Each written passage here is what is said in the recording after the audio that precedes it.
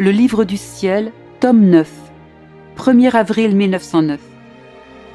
Jésus décore l'âme avec les pierres précieuses provenant des souffrances. Étant très souffrante, au point de ne pouvoir bouger, j'associais mes petites souffrances à celles de Jésus.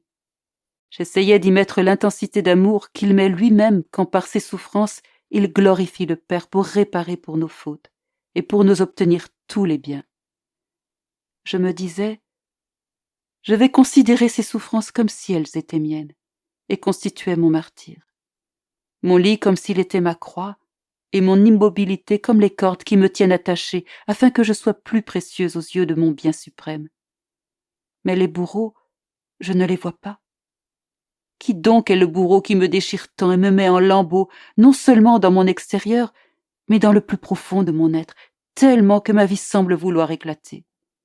Oh, mon bourreau est mon bien-aimé Jésus lui-même. À ce moment, il me dit « Ma fille, c'est un honneur très grand pour toi que je sois ton bourreau. J'agis envers toi comme un gentilhomme qui se prépare à épouser sa fiancée, et qui, dans le but de la rendre plus belle et plus digne de lui, ne se fie à personne d'autre, pas même à sa fiancée elle-même. C'est lui-même qui la lave, la peigne, l'habille, et l'orne avec des pierres précieuses et des diamants. C'est là un grand honneur pour la fiancée.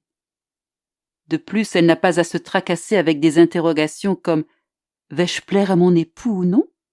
Aimera-t-il la manière dont je suis parée ou me grondera-t-il comme une sotte de n'avoir pas su la manière de bien lui plaire ?» Voilà comment j'agis avec mes épouses bien-aimées. L'amour que j'ai pour elles est si grand que je ne me fie à personne d'autre. Je me fais même leur bourreau, mais un bourreau amoureux.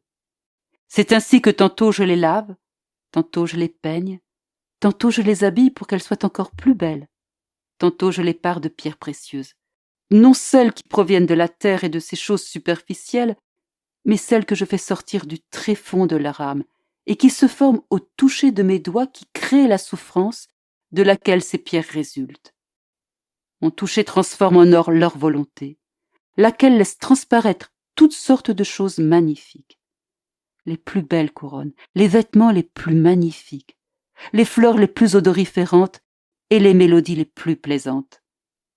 Tout comme je les ai fait naître de mes propres mains, de ces mêmes mains, je les arrange de manière à ce qu'elles soient de plus en plus belles.